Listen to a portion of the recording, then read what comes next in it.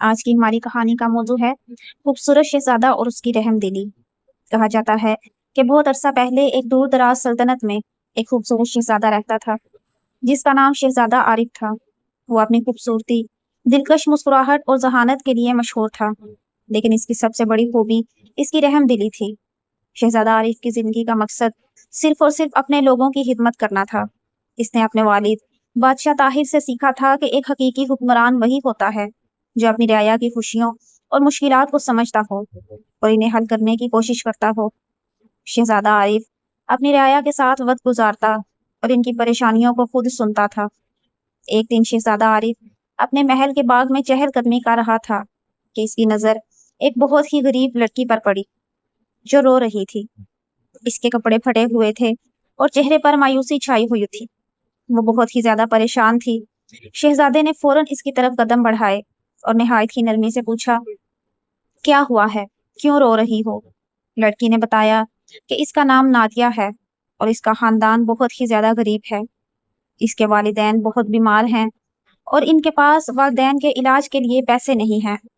شہزادہ عارف نے نادیہ کی باتیں سن کر اس کی مدد کا فیصلہ کیا۔ اس نے فوری طور پر محل کے حکیم کو بلوایا اور نادیہ کے والدین کا علاج کروایا۔ جب نادیہ کے والدین صحت یاب ہو گئے تو شہزادے نے انہیں ایک نئی جگہ فراہم کی اور ان کے لیے کام کا بندوبست بھی کیا تاکہ وہ اپنے پیروں پر کھڑے ہو سکیں۔ نادیہ اور اس کا خاندان شہزادہ عارف کا شکریہ ادا کرنے کے لیے محل آئے۔ وہ شہزادے کے بہت ہی زیادہ مشہور تھے۔ نادیہ کی آنکھوں میں خوشی کے آنسو تھے اور نادیہ کے والدین نے شہزادے کو بہت سی دعائیں دی۔ شہزادہ عارف نے نادیہ اور اس کے خاندان کی مدد کر کے اپنی رعایا کے دل میں ایک اور مقام بنا لیا اور اس کی رحم دلی کی داستان پورے ملک میں مشہور ہو گئی اور لوگ اس سے بہت ہی زیادہ محبت کرنے لگے۔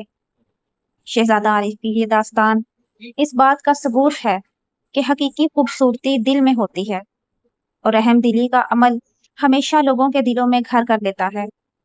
شہزادہ عارف نہ صرف ایک خوبصورت شہزادہ تھا بلکہ ایک بہت ہی زیادہ عظیم انسان بھی تھا۔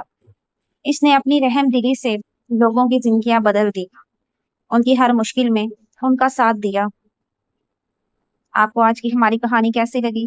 کمنٹس میں اپنی رائے کا ضرور اظہار کریں اور اگر چینل پر نئے ہیں تو اس کو سبسکرائب اور لائک بھی کر دیں۔